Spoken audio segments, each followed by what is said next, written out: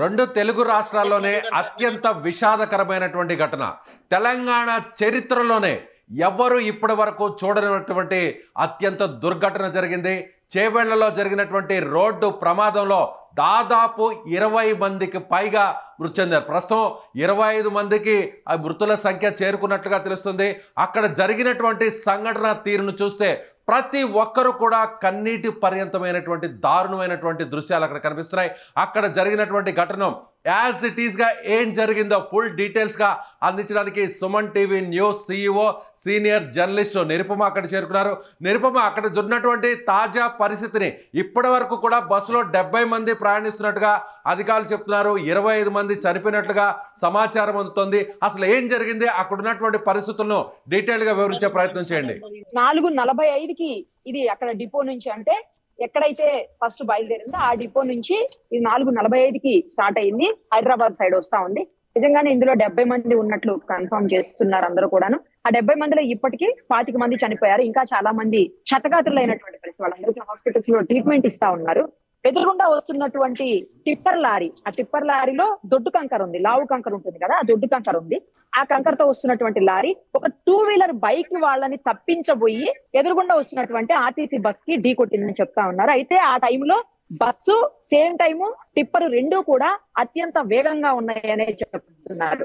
ఎందుకంటే ఆ సమయంలో పొద్దున్నే త్వరగా చేరుకోవాలన్న ఆలోచన, ఎందుకంటే చాలా మంది ఎంప్లాయీస్ ఉన్నారట బస్సులో. ఆ ఎంప్లాయీస్ ని పర్ఫెక్ట్ గా టైం కి రీచ్ చేయాలన్న ఆలోచన బస్సు డ్రైవర్ కు ఉంటుంది. సేమ్ టైం టిప్పర్ నైట్ అంతా లోడ్ వేసుకుని వస్తుంది కాబట్టి అది కూడా అర్జెంట్ గా లోడ్ ని అన్లోడింగ్ చేసేసుకుని వెళ్ళిపోవాల్సినటువంటి పరిస్థితి ఉంటుంది. అందుకే ఇద్దరు కూడా చాలా స్పీడ్ గా ఉన్నారని చెప్తున్నారు. అయితే ఈ రోడ్ లో ఇప్పటికే దాదాపు 4-5 ఏళ్లలో 400 మంది వరకు చనిపోయారని చెప్తున్నారు. రోడ్డు వైడనింగ్ లేకపోవటం, అసలు చాలా చిన్నగా ఉంది రోడ్డు.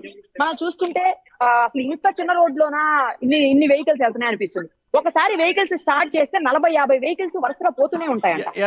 ప్రమాద తీవ్రతని, ప్రమాదం జరిగినటువంటి ఆ సంఘటనా స్థలాన్ని ఒకసారి చూపించే ప్రయత్నం చేస్తారా?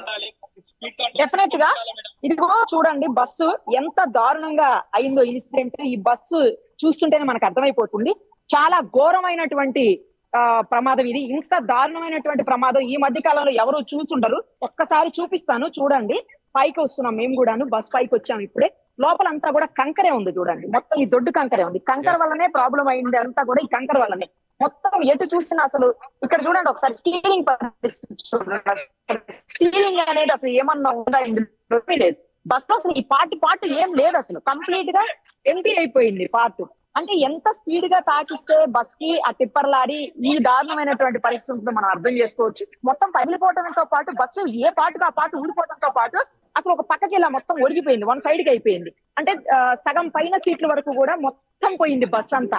కేవలం ఆ లాస్ట్ లో ఉన్నటువంటి ఒక 3-4 రోస్ ఉన్నాయి. ఆ 3-4 రోస్ మాత్రమే కొంచెం బెటర్ గా ఉన్నాయి. మేబీ వాళ్ళే ఇందులో ఏ 3-4 రోస్ లో ఉన్న వాళ్ళు మాత్రమే బ్రతికున్నటువంటి పరిస్థితి ఉంది. ఒకసారి చూడొచ్చు, మీరు చూడండి. అత్యంత దారుణమైనటువంటి ఇన్సిడెంట్. ఒక చిన్న పాప, 1.5 మంత్ పాప అని చెప్తున్నారు. ఆ పాప కూడా ఈ ఇన్సిడెంట్ లో చనిపోయింది. తల్లితో పాటు ఆ పొత్తుల్లో బిడ్డలాగా అలా పెట్టుకుని ఉంది ఆవిడ. విజువల్ చూస్తుంటే చాలా బాధగా ఉంది. ఇక ఊళ్ళో వాళ్ళంతా కూడా స్థానికులు గొడవ చేస్తున్నారు. ఎందుకు అంటే గత కొంతకాలంగా రోడ్డు వైండింగ్ కోసం గొడవ చేస్తూనే ఉన్నాము, ఎవరు పట్టించుకున్నటువంటి దాఖలాలు లేవు.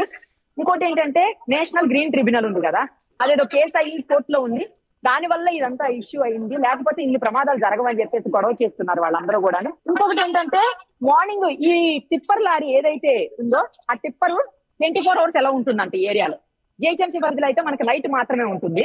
అంత హడావుడిగా వెళ్లాల్సిన అవసరం 24 hours లో ఉన్నప్పుడు అంత దారుణంగా వెళ్లాల్సిన పరిస్థితి ఉంటుంది.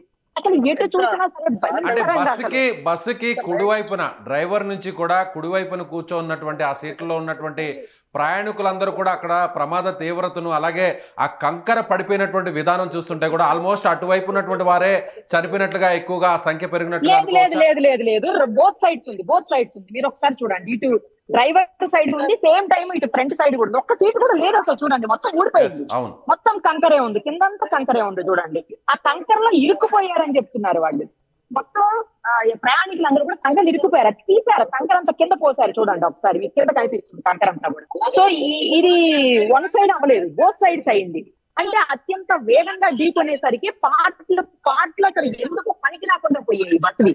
ఇంత పెద్ద ప్రమాదం అయింది. మొన్న మనం చూసిన కర్నూలులో 19 మంది సజీవ దహనం అయ్యారు. మనం మర్చిపోయినా ఇంక 24వ తారీఖు జరిగింది, 10 రోజులు కూడా కాదు. ఇంత లోపల ఇంత ఘోరమైనటువంటి దుర్ఘటన, ఏకంగా 25 మంది చనిపోయారు.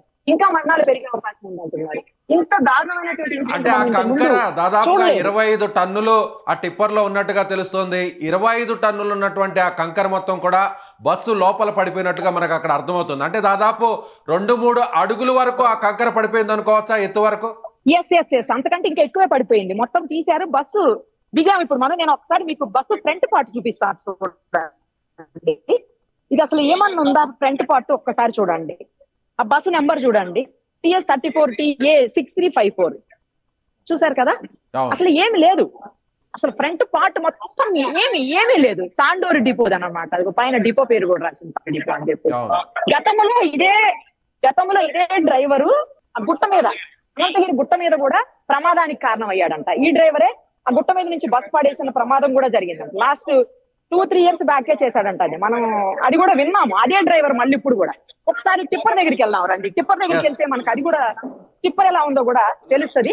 సేమ్ టైం టిప్పర్ కంటే ముందు ఒక్కసారి ఒక గుంత ఉంది, ఇక్కడ చూపిస్తాను మీకు. అది గుంత కూడా ప్రమాదానికి కారణం అని చెప్తా ఉన్నారు. ఈ గుంతని తప్పించబోయి 2 వీలర్ వస్తుంది. ఆ గుంతలో నుంచి పక్క నుంచి 2 వీలర్ వెళ్తుంటే తప్పించబోయి ఆ 2 వీలర్ ని ఎదురుగుండా వచ్చినటువంటి బస్ కి డాష్ ఇచ్చాడని చెప్తా ఉన్నారు. ఈ గుంత వల్లే కొంత కారణము. తర్వాత టిప్పర్ ని పక్కకు తీశారు, అది కూడా చూద్దాం రండి. మొత్తం అందరూ ఊర్లో వాళ్ళందరూ ఇక్కడే ఉన్నటువంటి నిరుపమ, మళ్ళీ టిప్పర్ వరకు వెళ్దాం. ఒక్కసారి మీరు ముందుగా బస్సు మళ్ళీ టిప్పర్ కి సంబంధించినటువంటి వీడియోని మళ్ళీ అక్కడ మనం చూపించే ప్రయత్నం చేద్దాం. ఆ బస్సు దగ్గరే అసలు ఆ బస్సు దగ్గర ఉన్నటువంటి ఆ ప్రమాద తీవ్రతని మీరు ఒకసారి వివరించే ప్రయత్నం చేయండి.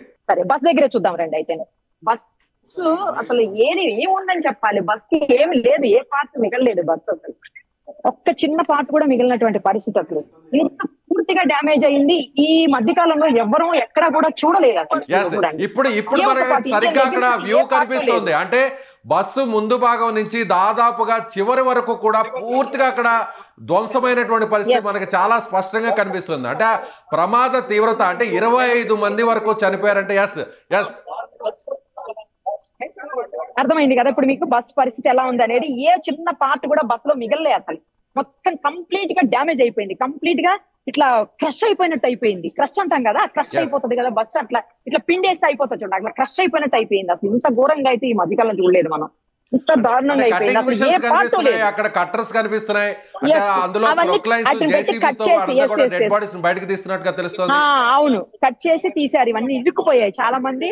అంటే బయట నుంచి వచ్చినటువంటి అదే గుద్దినటువంటి ఆ టిప్పర్ లోంచి పడిన దొడ్డు కంకర ఏదైతే ఉందో ఆ కంకర్ లో ఇరుక్కుపోయి దేనికి పడితే దానికి పట్టేసినటువంటి, అందుకే ఎక్కడికక్కడ కట్ చేసి పడేశారు చూడండి. సీట్లు అవన్నీ కూడా కట్ చేసేసారు. సో అంటే డ్రైవర్ తో పాటు మొత్తం 25 మంది చనిపోయారంటే కేవలం ఈ ప్రమాదం కంటే బస్సును ఢీకొట్టడం కంటే దాని వల్ల జరిగినటువంటి ప్రమాదం కంటే కంకర పడిపోవడం వల్లే మృతుల సంఖ్య ఎక్కువ పెరిగింది. ఎస్ కంకర్ లోపల నుంచి ఇరుక్కుపోయారు కదా, కంకర్ లోపల ఇరుక్కుపోవడమే మేజర్ రీజన్ గా చెప్పారు. సేమ్ టైం గుద్దుకున్నప్పుడు కూడా పాటలన్నీ ఇట్లా క్రష్ అయిపోయా. క్రష్ అయిపోయిన దాంట్లో మధ్యలో కూడా ఇరుక్కుపోయి పడిపోయినటువంటి పరిస్థితి ఉంది చాలా మంది. మళ్ళీ మిమ్మల్ని సంప్రదిస్తాము. నిరుపమ, మళ్ళీ మిమ్మల్ని సంప్రదించేటువంటి ప్రయత్నం చేస్తాం. ఒక్కసారిగా బస్సు చూస్తే, ఆ బస్సును ఒక్కసారి చూస్తే ఆ ప్రమాద తీవ్రత ఏ స్థాయిలో ఉంది అనేది మనకు అర్థమవుతుంది. బస్సులో 70 మంది ప్రయాణిస్తున్నారు. 70 మంది ప్రయాణిస్తున్నటువంటి ఆ బస్సుని ఒక్కసారిగా 25 టన్నుల లోడుతో వెళ్తున్నటువంటి వేగంగా వెళ్ళి ఆ టిప్పర్ బస్సుని ఢీకొట్టడంతో బస్సు మొత్తం అంతా కూడా నుజ్జు అయిపోయింది.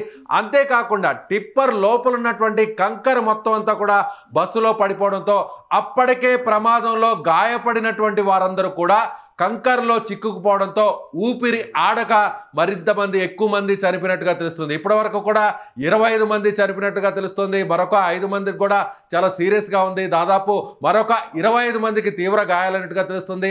స్థానిక చేవళ్ళ హాస్పిటల్తో పాటు చుట్టుపక్కల ఉన్నటువంటి మెరుగైనటువంటి వైద్యం కోసం చుట్టుపక్కల ఉన్నటువంటి హాస్పిటల్స్ కూడా తరలించినట్టు తెలుస్తుంది.